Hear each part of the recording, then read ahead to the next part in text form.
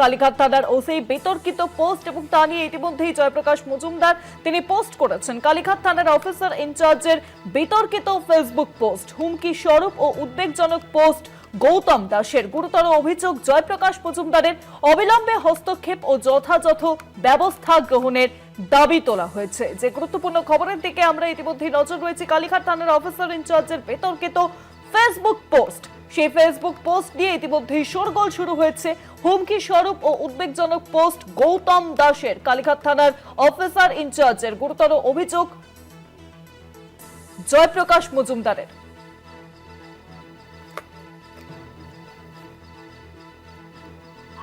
যেমনটা আপনাদেরকে জানাচ্ছিলাম, পশ্চিমবঙ্গের সাধারণ মানুষের পক্ষ থেকে আমি এই গুরুতর অভিযোগটি জানাচ্ছি। জয়প্রকাশ মজুমদার তিনি লিখেছেন এবং অবিলম্বে হস্তক্ষেপ ও যথাযথ ব্যবস্থা গ্রহণের দাবি করছি। আজ 1 মে দিবস তারিখে কালীঘাট থানার বর্তমান অফিসার ইনচার্জ গৌতম দাস তার ফেসবুক আইডিতে পুলিশ ইউনিফর্মে একটি ছবি পোস্ট করেছেন, যেখানে তিনি একটি অত্যাধুনিক অস্ত্র তাক করে আছেন এবং ক্যাপশনে দিয়েছেন রেডি ফর নিউ অ্যাসাইনমেন্ট।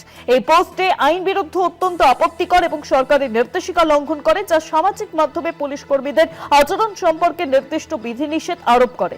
এই ধরনের কর্মকাণ্ড সাধারণ মানুষের প্রতি হুমকি স্বরূপ ও উদ্বেগজনক, তাই বিষয়টি তদন্ত করে উপযুক্ত শাস্তিমূলক ব্যবস্থা নেওয়া অত্যন্ত জরুরি। ইতিমধ্যেই এক্স হ্যান্ডলে সরব হয়েছেন এই বিষয়ে তৃণমূল নেতা জয়প্রকাশ মজুমদার। তিনি পোস্ট করেছেন এবং পোস্ট করে তিনি এই ঘটনা সম্পর্কে উদ্বেগ প্রকাশ করেছেন। কালীঘাট থানার অফিসার ইনচার্জের বিতর্কিত ফেসবুক পোস্ট, যে পোস্টে দেখা যাচ্ছে তিনি অস্ত্র হাতে রয়েছেন, অত্যাধুনিক অস্ত্র হাতে, এবং ক্যাপশনে তিনি লিখেছেন রেডি ফর নিউ অ্যাসাইনমেন্ট। এই বিষয়টিকেই কটাক্ষ করেছেন জয়প্রকাশ মজুমদার। তিনি বলছেন, পশ্চিমবঙ্গের সাধারণ মানুষের পক্ষ থেকে আমি এই গুরুতর অভিযোগটি জানাচ্ছি এবং সেই ছবি আপনাদের দেখাচ্ছি। ইতিমধ্যেই জয়প্রকাশ মজুমদারের তরফে যে অভিযোগ করা হচ্ছে সেই ছবি দেখতে পাচ্ছেন।